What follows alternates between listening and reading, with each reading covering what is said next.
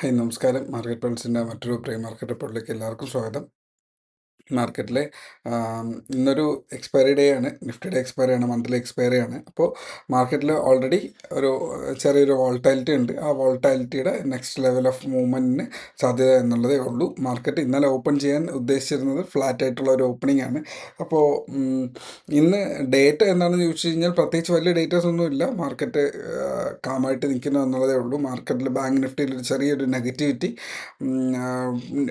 Global markets okay ആയിട്ടുള്ള ഒരു സംഭവമാണ്. സോ ഇന്നും ഒരു ഫ്ലാറ്റ് ആയിട്ടുള്ള ഒരു സിറ്റുവേഷൻ തന്നെയാണ് എക്സ്പെക്റ്റ് ചെയ്യുന്നത്. ഒരു സെക്കൻഡ്.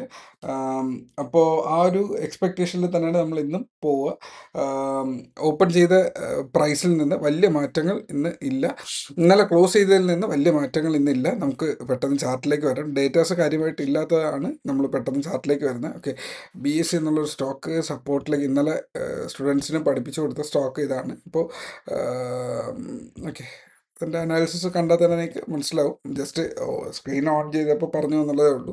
ഒരു ഒരു ട്രയാങ്കിളിൻ്റെ ബോട്ടം, ആ ബോട്ടം ബ്രേക്ക് ചെയ്ത് താഴേക്ക് പോകാനുള്ളൊരു സെറ്റപ്പ്. സോ ഇല്ല, ഇതിനകത്ത് ട്രേഡ് ഇല്ല എന്നുള്ളതാണ് പഠിപ്പിച്ചു കൊടുത്തത്.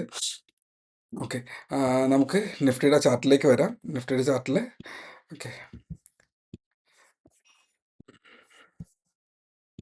ഓക്കെ എൻ്റെ ഫോണ് താഴെ വീണിട്ട് കംപ്ലീറ്റ്ലി ബ്രോക്കൺ ആയിട്ടുണ്ട്. അപ്പോൾ ഫോൺ അവൈലബിൾ അല്ലാത്ത കാരണം എനിക്ക് ട്രേഡ് എടുക്കാൻ പറ്റിയില്ല. റിസ്ക് എടുക്കാനും ഞാൻ പോയില്ല. റിസ്ക് എടുത്തിരുന്നെങ്കിൽ ഇന്നലെ ഞാൻ പെട്ടേനെ. ബിക്കോസ് മാർക്കറ്റ് ഒരു പെടത്തില്ല, നല്ലൊരു പ്രോഫിറ്റിൽ വന്നേനെ. എങ്കിൽ പോലും എക്സിറ്റ് ചെയ്യാൻ പറ്റത്തില്ല, പൊസിഷൻ എക്സിറ്റ് ചെയ്യാൻ പറ്റത്തില്ല. മാർക്കറ്റിൽ ഫോണില്ലാത്ത കാരണം ലാപ്പിൽ എടുത്തു കഴിഞ്ഞാൽ ലാപ്പിന് നെറ്റ് വേണം. അപ്പോൾ മാർക്കറ്റ് ഇന്നലെ നമ്മൾ പഠിച്ചിരുന്നതെന്ന് പറഞ്ഞാൽ മാർക്കറ്റിൻ്റെ സപ്പോർട്ട് 24,000, അതിൻ്റെ ഫസ്റ്റ് ടാർഗറ്റ് എന്ന് പറഞ്ഞാൽ 24,100. മാർക്കറ്റ് ഓപ്പൺ ചെയ്ത് 24,100ൽ നിന്ന് നേരെ താഴെ വന്നു 24,000 ഹിറ്റ് ചെയ്തു.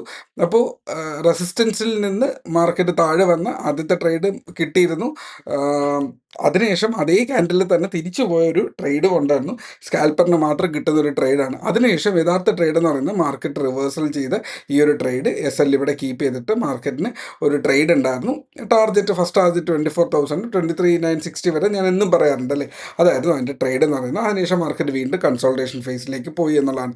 സോ ഇറ്റ് ഈസ് കൺസോൾട്ടേറ്റിംഗ് അറൗണ്ട് 23,960 എന്നുള്ളതാണ് അവിടെ.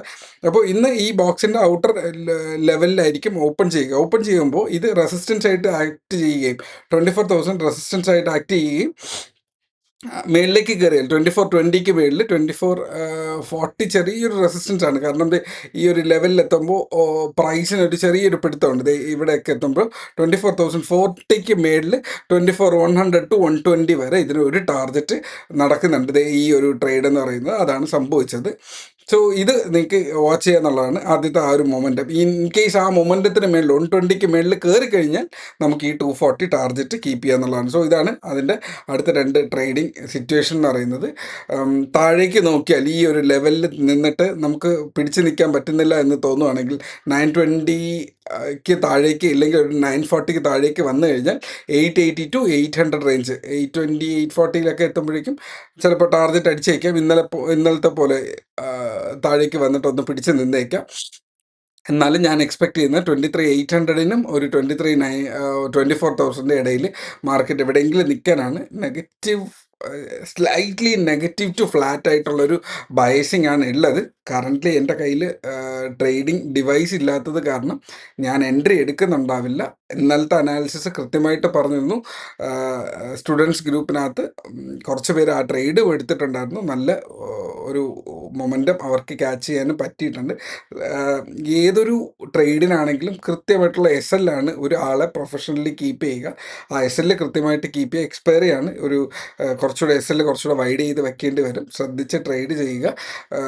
ഞാൻ ഒരിക്കലും ഒരു ട്രേഡ് ടിപ്പല്ല തരിക, റെക്കമെൻഡേഷൻ അല്ല, അനാലിസിസ് ആണ് പറഞ്ഞു തരിക. ഇത് നിങ്ങളുടെ ചാർട്ടിലേക്ക് ഇടുക. മാർക്കറ്റ് മൂവ് ചെയ്യുമ്പോൾ അതിനനുസരിച്ചിട്ടുള്ള ഒരു ലെവൽ കണ്ടെത്തുക എന്നുള്ളത് മാത്രമേ ഉള്ളൂ. അതിന് കൃത്യമായിട്ടുള്ള ഒരു SL കാണും. ഒരു 10% ആ പ്രീമിയത്തിന് മേളിൽ 10 to 20% SL കാണും. അപ്പോൾ അതിനനുസരിച്ചിട്ടുള്ളൊരു മൈൻഡ് സെറ്റ് ക്രിയേറ്റ് ചെയ്യുക, ശ്രദ്ധിച്ച് ട്രേഡ് ചെയ്യുക. സോ ഇത്രയേ ഉള്ളൂ ഇന്നത്തെ സെഷൻ എന്ന് പറയുന്നത്. അപ്പോൾ മറ്റൊരു വീഡിയോയിൽ കാണാം. Trade safe, take care. Bye. Swing ട്രേഡിങ്ങിന് പറ്റിയ മാർക്കറ്റ് അല്ല, അതുകൊണ്ടാണ് ഒരു പൊസിഷനും പറയാത്തത്. പറയാമെന്ന് പറഞ്ഞിരുന്നു, ഒരു 4-5 സ്റ്റോക്ക് പറഞ്ഞിരുന്നു, ഞാനും എടുത്തിട്ടുണ്ട്.